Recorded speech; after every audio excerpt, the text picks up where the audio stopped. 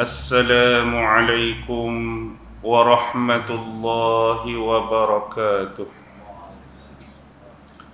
الحمد لله الحمد لله الحمد لله الحمد لله رب العالمين، وبه نستعين على أمور الدنيا والدين، والصلاة والسلام على أشرف الأنبياء والمرسلين وعلى آله وصحبه أجمعين. اللهم يسر ولا تعسر، اللهم صل على سيدنا محمد وعلى آله وصحبه وسلم، ولا حول ولا قوة إلا بالله العلي العظيم. أما بعد. Alhamdulillah, syukur kehadrat Allah Subhanahu wa ta'ala kerana dengan limpah kurnia, rahmat, kasih sayang dan inayah daripada Allah Subhanahu wa ta'ala, alhamdulillah, pada malam ini sekali lagi kita sama-sama dapat dipertemukan oleh Allah Subhanahu wa ta'ala, dan mudah-mudahan pertemuan pada malam ini dapat memberikan ilmu dan pengetahuan kepada kita insya-Allah. Tuan-tuan, puan-puan, hadirin hadirat, muslimin muslimat, insya-Allah pada malam ini kita akan sama-sama membaca, mempelajari dan mentadabbur dua potong ayat yang difirmankan oleh Allah Subhanahu wa ta'ala di dalam surah Al-Qasas, merujuk ayat yang ke-56 dan ayat yang ke-57, yang mana Allah Subhanahu wa ta'ala berfirman, A'udzu billahi minasy syaithanir rajim. Innaka la tahdi man ahbabta walakinallaha yahdi man yasha wa huwa a'lamu bil muhtadin. Wa qalu innattabi'il huda ma'ak nutakhattaf min ardina awalam numakkin lahum haraman amina yujba ilaihi thamaratu kulli syai'in rizqan min ladunna walakinna aktsarahum la ya'lamun. Surah Al-Qasas, yaitu surah yang ke-28 di dalam Al-Quran, merujuk ayat 56 dan 57.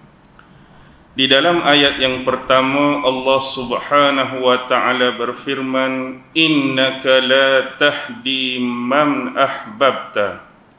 Sesungguhnya engkau tidak akan mampu untuk memberikan petunjuk kepada orang yang engkau kasihi ataupun kepada orang yang engkau sayangi. Di dalam ayat ini secara umum kita mengetahui, mengerti dan memahami bahawa hanya Allah Subhanahu wa ta'ala satu-satunya pencipta bagi kita, satu-satunya Tuhan yang selayaknya untuk kita sembah, dan Dia jugalah satu-satunya Tuhan yang mampu memberikan petunjuk kepada setiap manusia, bahkan lebih jauh kepada setiap makhluk yang dijadikan olehnya. Jadi tentang urusan manusia, tugas para nabi sebagai contoh, tugas para rasul sebagai contoh hanyalah menyampaikan, memberikan penerangan kepada umat masing-masing, mengajak mereka, mendakwahkan mereka beriman kepada Allah Subhanahu wa ta'ala.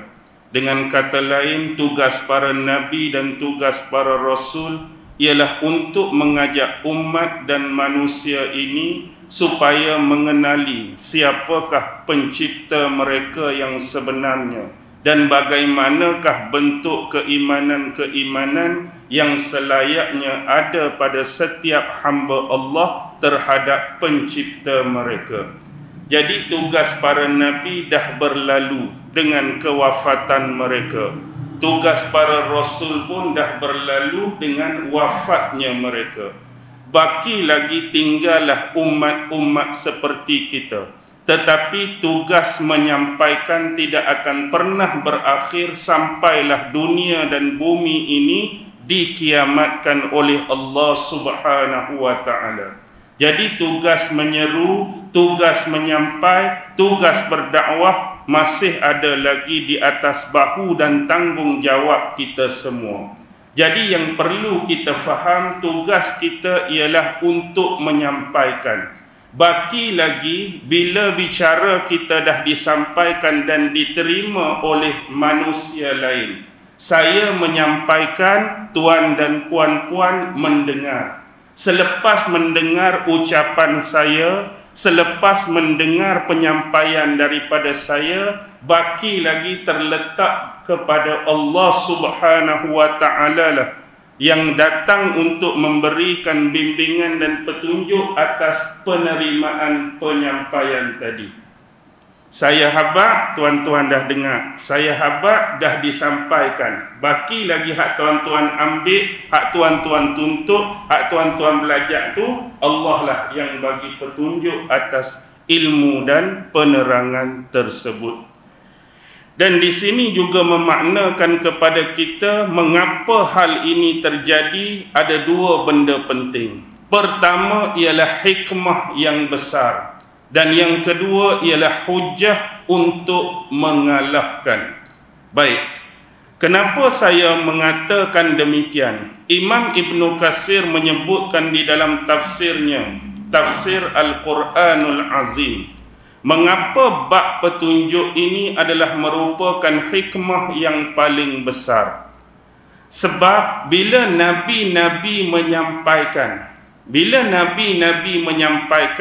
pastinya ada keinginan para Nabi, ada keinginan para Rasul, apa yang disampaikan ini diterima dengan baik oleh pengikut ataupun kaum masing-masing.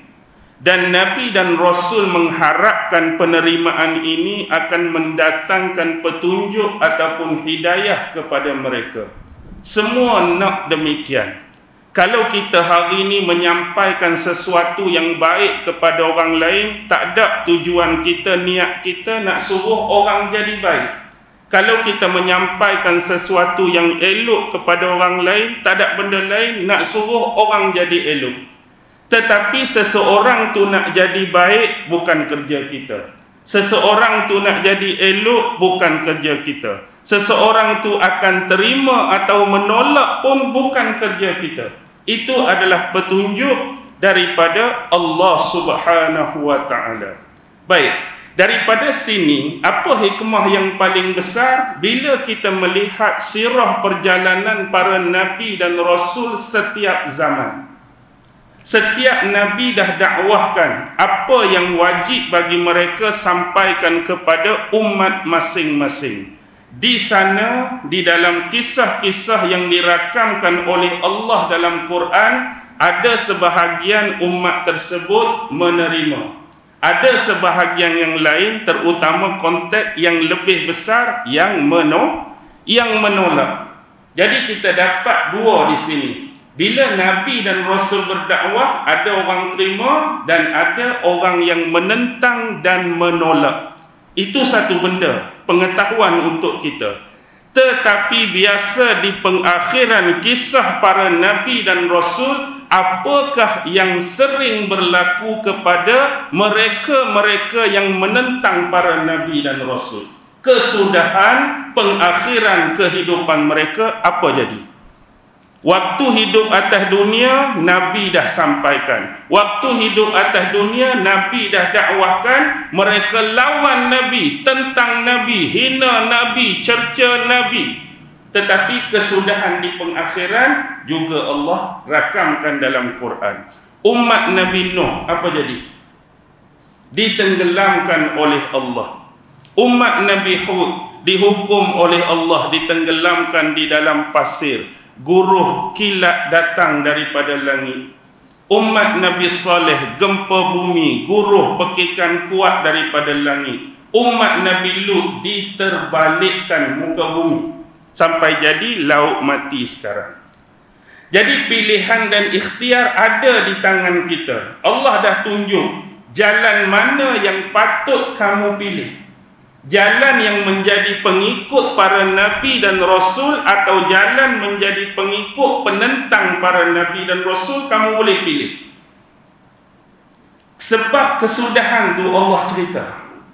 Kalau kesudahan tu tak ada, kesudahan tu zero, kesudahan nothing, dia tidak mendatangkan apa-apa. Aku nak suka, aku terima. Aku nak tak suka, aku lawan. Itu tidak membezakan. Tetapi yang membezakan apa jadi nasib pengakhiran kepada yang menerima dan apa yang jadi nasib pengakhiran kepada yang menentang. Di sinilah pilihan di tangan kita. Kita nak jadi tak kepada sama seperti penentang kaum Nabi Nuh? Nak jadi lagu tu?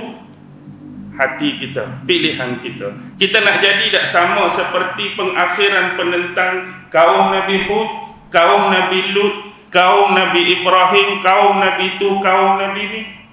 Jadi ini adalah pengajaran daripada kisah Al-Quran untuk kita membuat pilihan.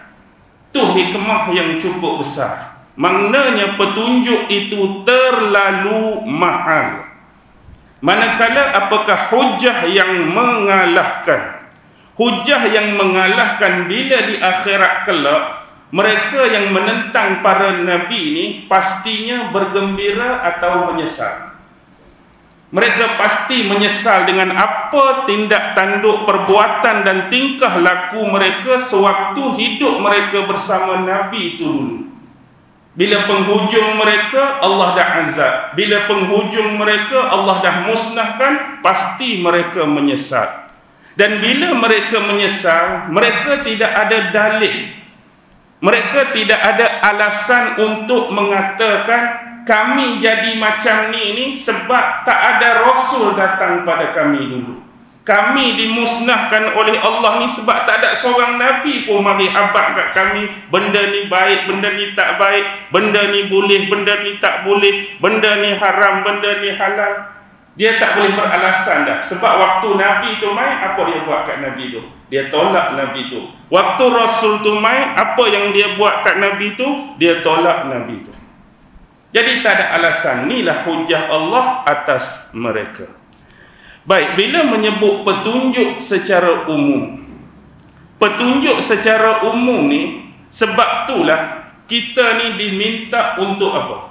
Untuk mencari petunjuk Allah.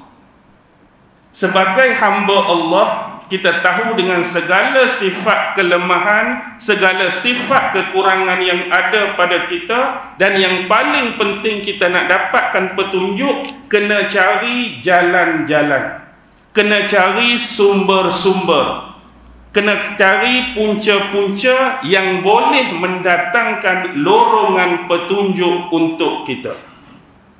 Sebab Allah dah bagi tahu jalan-jalan petunjuk itu banyak cabang dia, banyak bahagian dia. Bukan kata petunjuk ni hanya dakwah, bukan kata petunjuk hanya menyampaikan, tidak.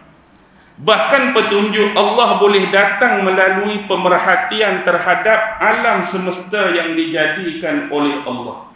Ada orang dia merenung kejadian tertentu makhluk Allah, ada orang berfikir kejadian tertentu makhluk Allah. Dengan perbuatan merenung dan berfikir, Allah bagi petunjuk pada dia untuk makin dekat kepada Allah. Dan ada orang datang dalam bentuk lain, bentuk kejadian atau peristiwa mungkin. Sebelum ni hidup lalai, sebelum ni hidup leka, sebelum ni hidup terumbang ambing. Maksudnya soal halal haram letak tepi, soal baik tak baik letak tepi. Tiba-tiba bayangkan contoh, terjadi sesuatu peristiwa, terjadi sesuatu kes yang amat menyayat hati dalam hidup dia, yang menyebabkan dia berubah. Sebelum ni tak ingat apa. Jadi bila Allah jadikan satu peristiwa tu, dia jadi teringat balik. Aku ni banyak lalai, aku ni banyak lupa, aku ni banyak tinggal tu, banyak tinggal ni. Menyebabkan peristiwa tu mendatangkan salah satu bentuk petunjuk atas diri dia. Ada petunjuk datang melalui cara tu. Ada petunjuk datang melalui kajian. Berapa banyak dalam sejarah manusia yang bersifat non-Muslim, bukan orang Islam pun. Dia kaji mungkin binatang tu, dia kaji bukit tu, dia kaji gunung ni, dia kaji laut ni. Dan bila dia kaji benda tu, kaji benda ni dan temukan daripada literature dan sumber-sumber agama, betul lah Quran kata macam ni, ni betul lah Tuhan kata macam ni, dah padankan dengan kajian dia, boleh datangkan petunjuk untuk dia. Jadi cabang kepelbagaian petunjuk tu banyak. Jadi kita carilah seberapa banyak jalan-jalan dan punca petunjuk, harap-harap salah satu daripada cabang itu adanya petunjuk untuk kita. Okey.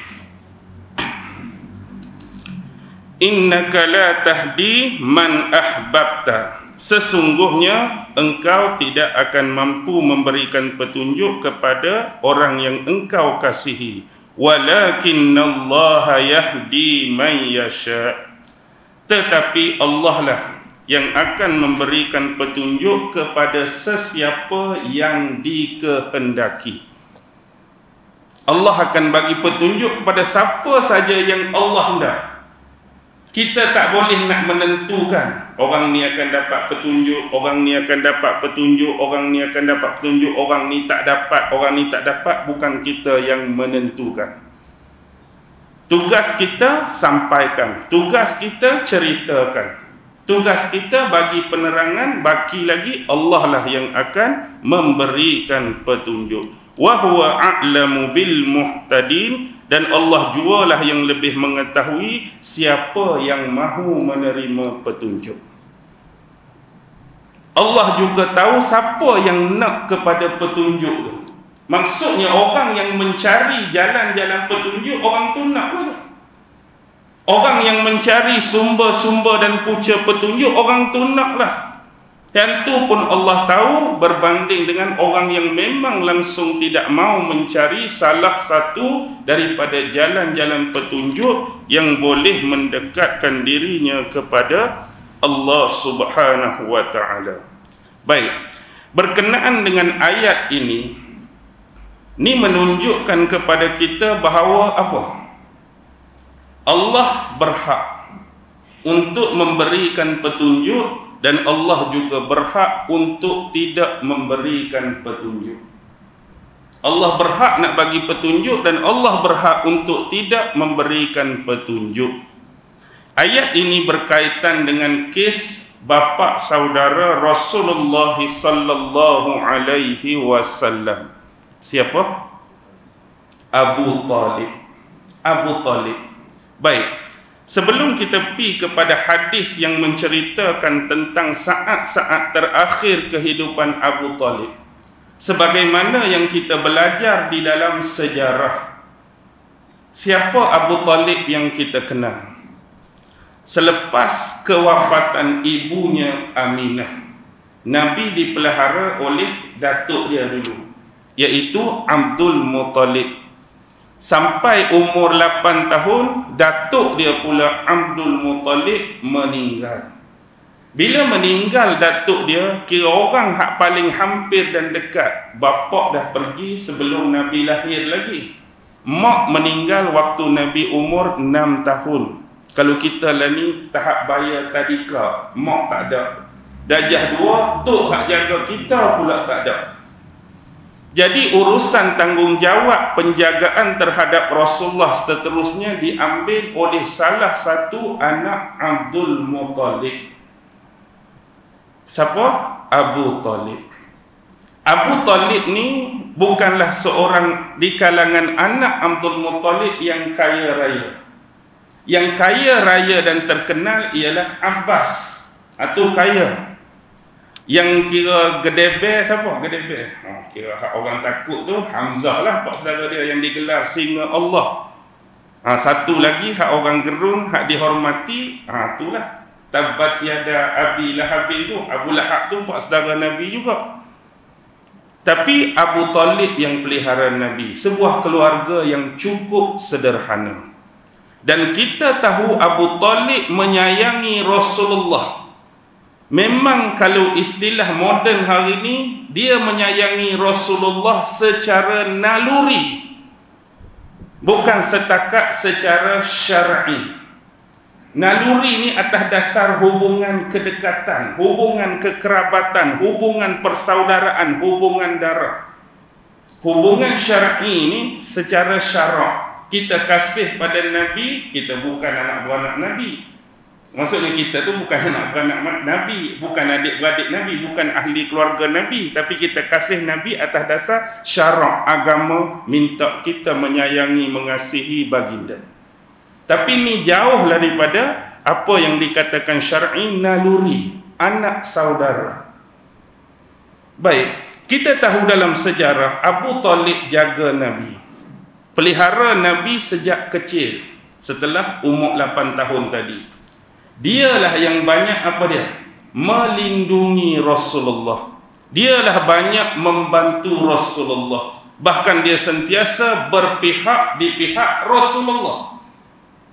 Walaupun dia tu tak masa tu dia tak menerima agama Islam yang dibawa oleh Nabi, tetapi bila orang kafir Quraisy nak kacau Nabi, nak buat macam-macam kat Nabi, dia protect Nabi, dia defend Nabi, dia sayang anak saudara dia.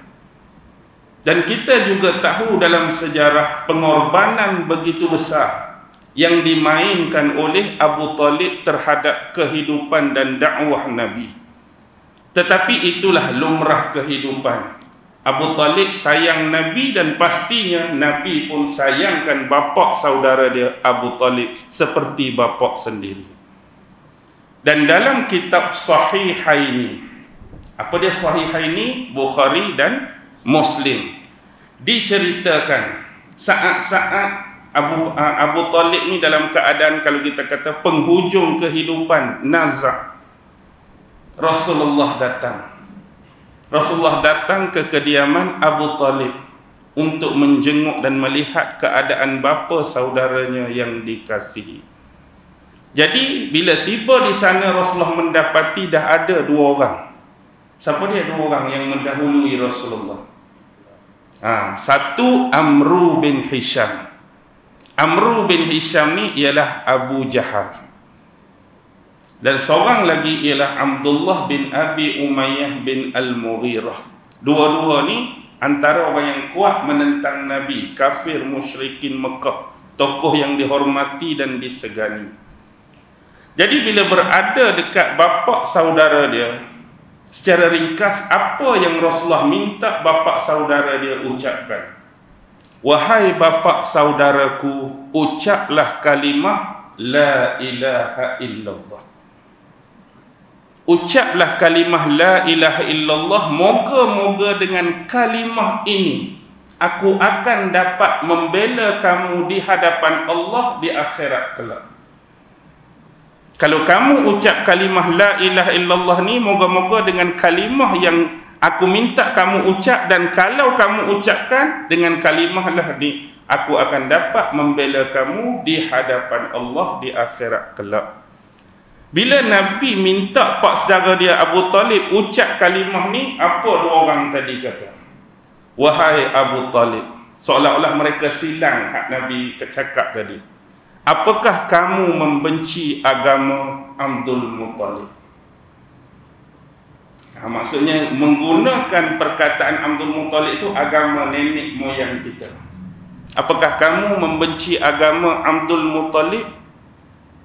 Diam, tak kata apa-apa saudara Nabi. Dan berterusan Nabi menawarkan ucapan kalimah tersebut kepada bapa saudara dia Abu Talib. Ucaplah la ilaha illallah. Habis Nabi suruh kawan tu pula, apakah kamu membenci? Duduk. Kalau kita main gasing ni, tahu pernah main gasing tak? Duk main, aku pangkah, hang pangkah, aku pangkah, hang pangkah. Ni contoh, jangan mengumpamakan benda tu dengan main gasing. Cuma saya nak habaq tu, kita silang dia pangkah, kita silang dia pangkah. Jadi sampailah akhirnya ke pengakhiran, seolah-olah ucapan tersebut tetap tidak diucapkan oleh bapa saudaranya Abu Talib.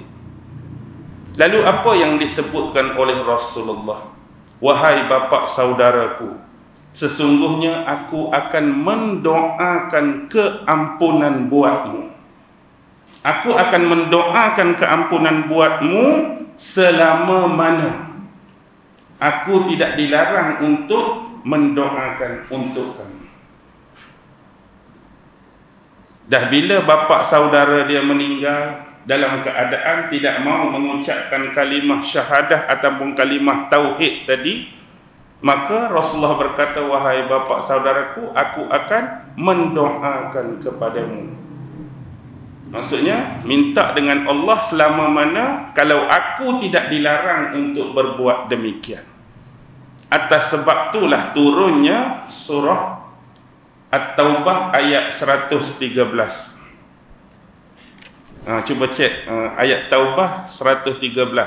Kalau salah tolong betulkan. Seingat saya, wa ma kana lin nabi wallazina amanu an yastaghfiru lil musyrikin walau kanu uli qurba. Wa ma kana lin nabi, tidak patut bagi nabi, wallazina amanu, dan orang-orang yang beriman. Tak patut, walaupun bagi nabi tak patut, orang beriman pun tak patut, an yastaghfiru lil musyrikin, untuk mendoakan apa? Mendoakan keampunan bagi mereka-mereka yang mensekutukan Allah, mensyirikkan Allah, walau kanu uli qurba, walaupun orang yang syirik tadi yang ingin kita doakan tadi daripada kalangan kaum kerabat kita sendiri. Betul 113? Taubat 113. Tu.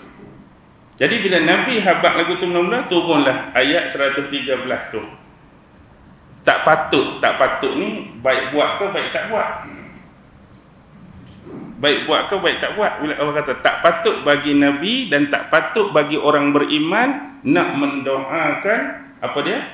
Keampunan bagi orang musyrik. Walaupun orang musyrik yang kita nak doa itu daripada kaum keluarga kalangan kita sendiri.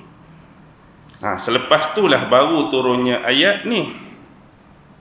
Innaka la tahdi man ahbabta. Sesungguhnya engkau tak akan mampu memberi petunjuk kepada orang yang engkau kasihi. Bahkan banyak ayat-ayat yang senada. Imam Ibn Katsir dia datangkan surah Baqarah 272. Surah Baqarah 272, laisa alaika hudahum walakinnallaha yahdi man yasha. Bukanlah kewajipanmu untuk menjadikan mereka itu mendapat petunjuk. Bukan kewajipan kamu nak jadikan mereka itu dapat petunjuk. Kewajipan kamu menyampaikan. Walakinnallaha yahdi man yasha, tetapi Allah lah yang akan memberikan petunjuk kepada sesiapa yang dikehendakinya. Dan juga dia datangkan satu ayat lain, Yusuf 103. Wa ma aksarun nasi walau harasta bimu'minin. Dan sebahagian besar kebanyakan manusia ni tak beriman. Walau harasta tu, walaupun kamu berkeinginan untuk mereka itu beriman. Kebanyakan manusia tu tak mau beriman. Kebanyakan manusia tak beriman, walaupun nabi-nabi yang menyampaikan tu berkeinginan supaya mereka tu beriman. Jadi itu menunjukkan apa? Petunjuk tu milik Allah, bukan milik kita, bukan milik Nabi, bukan milik Rasul. Kalau milik Nabi, milik Rasul, apa akan jadi dalam kes Abu Talib ni? Kalau petunjuk tu milik Nabi, maksudnya pastilah Abu Talib akan beriman. Tapi sebab petunjuk tu adalah hak Allah. Nabi dah sampaikan, ucaplah la ilaha illallah, tak mau. Ucaplah la ilaha illallah, tak mau. Jadi baki lagi serahlah kepada Allah Subhanahu wa taala. Wallahu alam. Bukan wallahu alam habis. Allah, wallahu alam, Allah sajalah yang lebih mengetahui tentang kisah Nabi dengan puas saudara dia. Itulah nama apa? Lang kata awal sangat nak tahlil. Okey. Ada satu lagi hadis yang berkaitan. Jadi hadis ni tadi daripada Sahihaini Bukhari dengan Muslim. Bahkan ada hadis lain. Kalau hadis yang saya baca tadi riwayat daripada Zuhri, Imam Syihabuddin Az-Zuhri, dia telah mendengar periwayatan ni daripada Sa'id bin Al-Musayyab. Sa'id bin Musayyab ambil daripada bapa dia, Al-Musayyab bin Hazim Al-Makhzumi. Manakala Imam Muslim dia ada satu riwayat lain. Maksudnya jalur periwayatan hadis lain dengan Imam Tirmizi daripada Yazid bin Kaisan, daripada Abi Hazim, daripada jalur Abu Hurairah.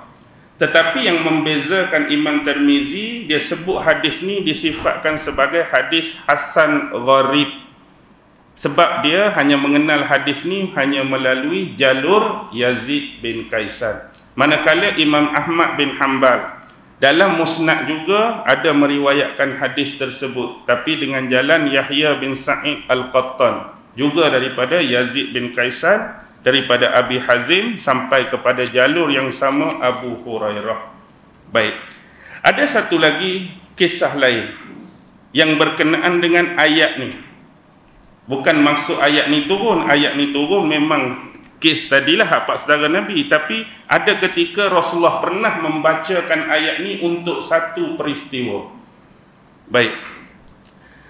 Imam Ibnu Abi Hatim, selalunya kalau kita baca tafsir Imam Ibnu Katsir ni akan jumpa perkataan-perkataan dan periwayatan daripada Imam Ibnu Abi Hatim. Sebenarnya mungkin ramai tak tahulah, Imam Ibnu Abi Hatim pun ada tafsir dia sendiri, iaitu tafsir Ibnu Abi Hatim. Mungkin kita jarang jumpa, kita jarang jarang tahu adanya tafsir yang bernama tafsir Ibnu Abi Hatim. Baik. Ibnu Abi Hatim dia meriwayatkan, panjang riwayat tu kalau nak sebut satu-satu nama, tapi pengakhiran tu kisah tu sampai kepada Sa'id bin Abu Rashid. Sa'id bin Abu Rashid ni adalah salah seorang orang Arab. Jadi satu hari salah seorang utusan Kaisar Romawi, bukan Kaisar Rom tu sendiri, tapi utusan Kaisar Romawi datang menemui Sa'id bin Abu Rashid ni. Boleh faham tu maksud dia? Seorang utusan Kaisar Romawi datang jumpa Sa'id bin Abu Rashid. Jadi utusan Kaisar Romawi tadi khabar, sesungguhnya Kaisar Romawi telah menulis sepucuk surat untuk disampaikan kepada Rasulullah. Utusan tadi khabar dekat Sa'id, Kaisar Romawi dah tulis pucuk surat untuk disampaikan kepada Rasulullah.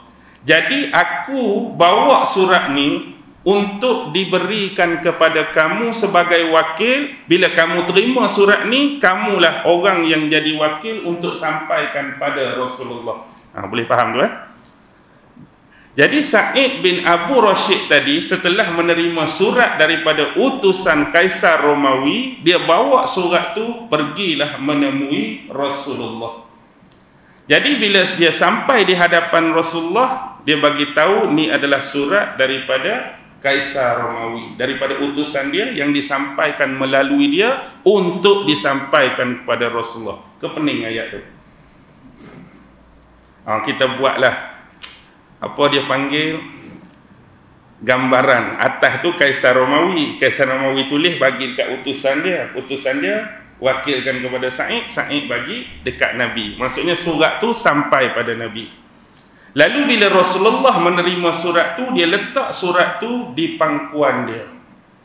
Lalu Rasulullah tanya Sa'id tu lah yang datang bawa surat, mimman ar-rajulu, siapakah lelaki ni? Min Bani Tanuh. Min Bani Tanuh. Aku ni daripada Bani Tanuh. Tanun wa kha. Siapa Bani Tanuh ni? Bani Tanuh ni ialah satu bani daripada kabilah Arab. Maksudnya keturunan orang Arab, tapi kabilah ni dia bagi sokongan kepada kaum Rom, Kaisar Rom tu. Dia orang Arab, tapi dia menyokong dan bagi sokongan kepada kaisar ataupun pemerintah Rom. Jadi bila dia kata dia daripada Tanuh, Nabi tanya, apakah kamu, ni tengok Nabi tanya apa, apakah kamu mengikuti agama nenek moyang kamu? Sebab dia orang Arab kan, dia tetap orang Arab walaupun kabilah Tanuh. Apakah kamu mengikuti agama nenek moyang kamu Nabi Ibrahim alaihissalam, iaitu agama Hanif? Aku hanyalah, jawapan dia, seorang utusan daripada satu kaum yang aku ni beragama dengan kaum tersebut. Maksudnya dia tu orang Arab beragama sebagaimana agama Nabi Allah Ibrahim. Maksud dia. Dan itulah yang aku pegang sampai aku kembali semula kepada kaumku. Bila Nabi dengar lagu tu, wajah Nabi berseri ceria. Nabi senyum. Faham ke tak maksud cerita tu? Maksud cerita, dia kata, kamu ni siapa? Aku ni daripada kabilah Arab Bani Tanuh. Jadi bila Arab tu Nabi tanya, adakah kamu beriman dengan agama nenek moyang kamu Ibrahim alaihissalam, agama yang Hanif? Ya, aku adalah salah satu utusan daripada kaumku yang beriman dengan agama kaumku, dan aku akan tetap dengan benda tu sampailah aku kembali semula kepada kaum. Jadi lepas Nabi senyum tu, Nabi baca ayat ni, innaka la tahdi man ahbabta walakinallaha yahdi man yasha wa huwa a'lamu bil muhtadin. Kisah riwayat Imam Ibnu Abi Hatim ni bukan nak cerita pasal turunnya ayat ni. Turunnya ayat ni tu pasal puak saudara Nabi. Cuma nak habaq kisah ni, Nabi pernah menyebut ayat ni melalui konteks peristiwa tadi. Tu dia cerita dia ni. Jadi bila kita belajar tafsir ni boleh tahulah cerita pasal Kaisar Rom tu. Okey, ayat seterusnya ke Isyak Lalan. Nak masuk dah? Habis ya? Wa qalu inna tabi'il huda ma'aka nutakhattaf min ardina. Wa qalu, mereka berkata. Siapa mereka ni? Kafir-kafir musyrikin Mekah lah, yang tak mau ikut tu. Mereka nak ikut tapi takut-takut kan. Inna tabi'il huda ma'aka, sekiranya kami mengikuti petunjuk, mengikuti jalan kebenaran yang kamu dakwa ni jalan kebenaran, ni jalan hak sebenar wahai Muhammad, sekiranya kami ikut petunjuk ni bersama kamu, kami berimanlah, senang, kami beriman, kami ikut petunjuk bersama kamu, nutakhattaf min ardina, nescaya kami ni akan diusir keluar daripada negeri kami. Kalau kami ni ikut kamu, beriman, kalau kami ikut kamu, mengikut kepercayaan dan petunjuk kamu ni, pasti lepas ni kami akan kena perambat, kami akan diusir daripada negeri kami. Awalam numakkil lahum haraman amina, bukankah ni jawapan daripada Allah, kami telah menetapkan dan meneguhkan bagi kamu, iaitu daerah haram. Maksud daerah haram ni tanah suci, aminan, dalam keadaan aman. Kami dah menetapkan kamu ni duduk satu daerah haram, tak daerah suci yang aman, yujba ilaihi, yang telah didatangkan padanya. Maksudnya Allah dah kurniakan dan datangkan pada tempat ni samaratu kulli syai'in rizqan min ladunna, iaitu buah-buahan daripada tiap-tiap jenis tumbuh-tumbuhan. Maksudnya ada anugerah-anugerah dan kenikmatan yang banyak yang Allah telah letakkan pada tanah suci haram ini, rizqan min ladunna, sebagai rezeki daripada sisi kami. Walakinna aktsarahum la ya'lamun, tetapi kebanyakan manusia tidak mengetahui, tidak mengerti. Baik. Ada satu riwayat di dalam Sunan. Bila sebut Sunan ni, kepala kita teringat berapa? Biasanya Sahih Bukhari, Sahih Muslim. Hak baki tu kita sebut Sunan. Ada berapa? Sunan ni banyak, tapi yang terkenal selalu 4 tu lah kan. Sunan Tirmizi, Sunan Abu Daud, Sunan Ibnu Majah, Sunan Nasa'i. Walaupun Sunan tu banyak, Dailami, Darimi, Daruqutni, apa semua tu kan. Tapi dalam Sunan Nasa'i ada satu riwayat, yang mana riwayat tu dikatakan daripada Ibnu Abbas. Tapi orang terakhir sebelum Ibnu Abbas pun dia tak mendengar secara langsung daripada Ibnu Abbas. Orang yang bercakap tu merujuk nama dia Al-Haris bin Amir bin Naufal. Orang hak kata, kalau kami ikut kamu wahai Muhammad, kalau kami ikut petunjuk bersama kamu, confirm lepas ni kena perambat daripada sini. Orang hak kata perkataan ni. Allah rakam perkataan ni tu, nama dia Al-Haris bin Amir bin Naufal. Okey, itu riwayat daripada Sunan An-Nasa'i. Baik. Yang Allah nak habaq di sini adalah alasan. Alasan dia untuk tak mau ikut Nabi, tak mau menerima dakwah Nabi. Kalau kami ikut kamu, kami akan diusir. Kalau kami ikut kamu, kamu akan diperambat daripada kampung kita. Senang bahasa. Tapi Allah jawab, awalam numakkil lahum haraman amina. Bukankah kami telah menetapkan bagi kamu, meneguhkan bagi kamu daerah tanah suci ini dalam keadaan aman. Nampak tak poin yang Allah nak sini? Poin dia begitu mudah. Tapi mudah pun kalau kita tak faham, tak nampak. Baik.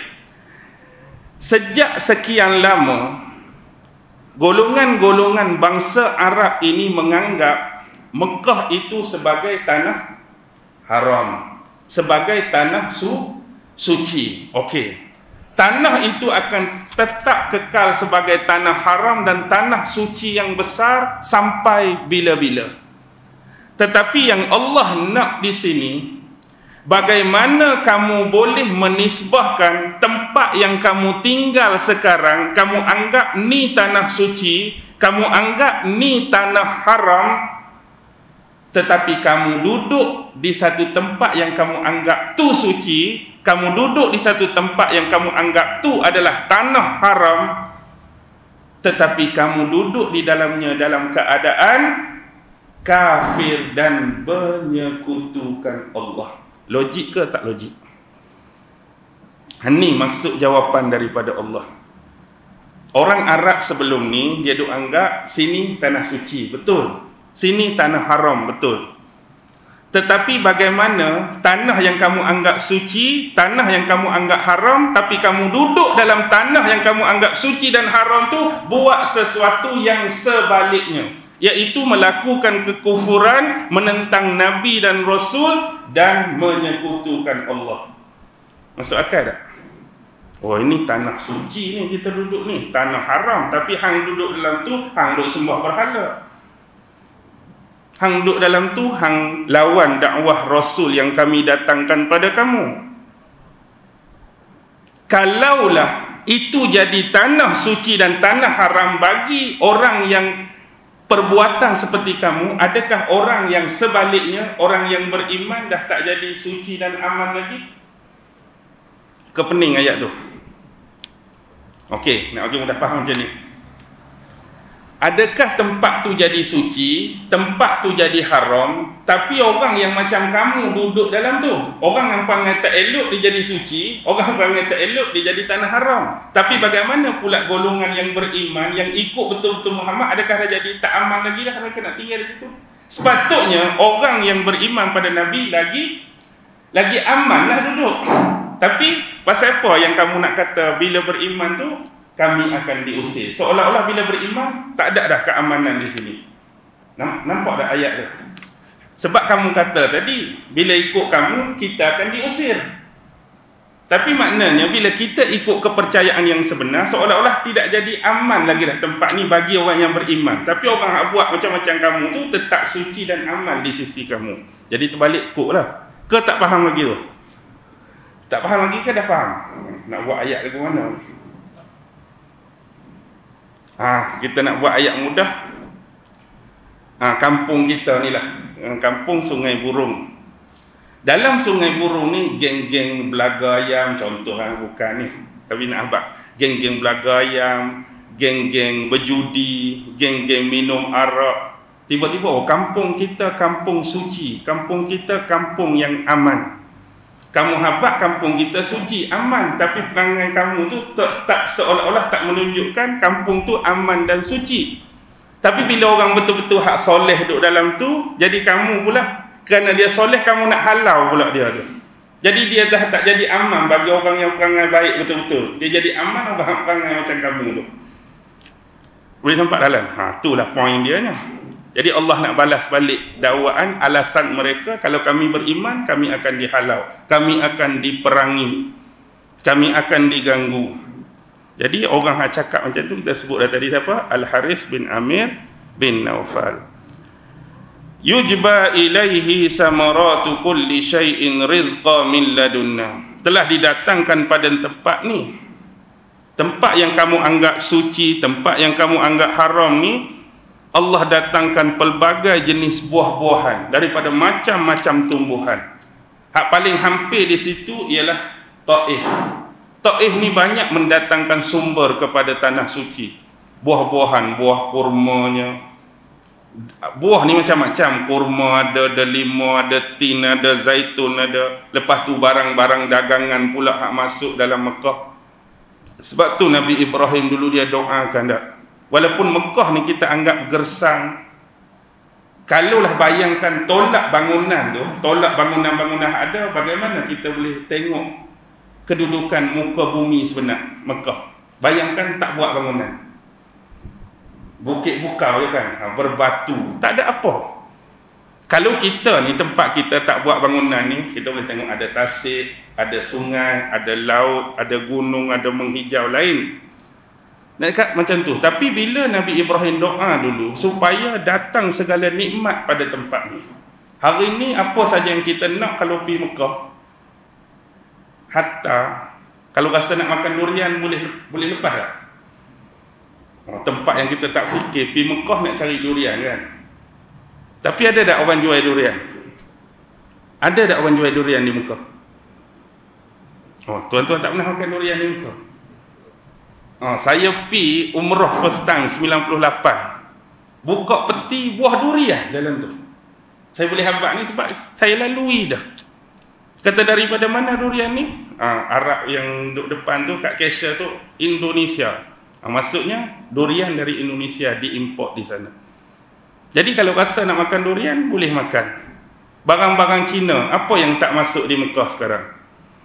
Segala barang seolah-olah kalau tengok kekontangan dan kegersangan dia tu, sudahlah tempat ni apa nak ada lagu ni. Tapi berkat doa Nabi Ibrahim dulu, ramainya orang datang haji, dia jadi pusat orang nak buat ibadat, pusat perdagangan apa semua. Jadi semua masuk. Tempat ni jadi tempat yang subur. Poin dia Allah sebut benda ni nak suruh palingkan pada siapa? Supaya kita nasihat orang. Nyawa hang Allah bagi, kekuatan hang Allah bagi, rezeki Allah bagi. Kita cerita semua kat orang benda tu, kita nak paling orang tu pada siapa? Pada kita ke pada orang yang kita sebut tu? Tak faham lagi. Hang ni hidup melampau lah. Dahlah Allah bagi kekuatan, Allah bagi hang sihat, Allah bagi hang keluarga bahagia, Allah bagi rezeki banyak, Allah tu. Kita cakap macam tu nak palingkan dia pada siapa? Nak palingkan pada siapa? Pada Allah lah, nak suruh ingat Allah. Dan Allah sebut benda ni sebenarnya Allah bagi pokok tu, buah tu, rezeki tu, nak kembali pada siapa sebenarnya cerita benda tu? Pada dia. Tapi dalam masa yang sama, kamu anggap kamu duduk dalam tanah suci, tanah haram tu, kamu buat apa? Beriman pada dia ke sembah benda lain? Kamu beriman pada dia ke kamu kufur pada dia? Kamu menerima utusan dia ke kamu menolak utusan dia? Itulah sebab tu Allah kata walakinna aktsarahum la ya'lamu. Kebanyakan daripada kamu tidak mengerti, tidak memahami. Boleh nampak dah? Nampak dah, beres dah. Isyak masuk dah? Masuk dah. Cukup dah 2 ayat kita nak baca. Jadi intisari malam ni secara umum petunjuk tu lah. Petunjuk Allah itu adalah begitu mahal, bukan mudah untuk didapati. Sebagai hamba, sebagai makhluk Allah, kitalah yang diberi ikhtiar, pilihan untuk mencari, kita sebut awal tadi, punca-punca, sumber-sumber dan jalan yang boleh mendatangkan petunjuk di dalam kehidupan kita. Dan antara yang paling besar sumber dan punca dia ada depan kita ni lah. Apa dia? Kalam Allah Subhanahu wa taala, Al-Quranul Karim. Jadi jangan sesekali kita meninggalkan ataupun mengabaikan wahyu yang pernah diturunkan kepada Nabi Muhammad sallallahu alaihi wasallam. Jadi akhir kalam yang baik tetap datang daripada Allah, yang lemah dan kurang datang daripada kelemahan dan kesilapan diri saya sendiri. Wabillahi taufiq wal hidayah. Wassalamu alaikum warahmatullahi wabarakatuh.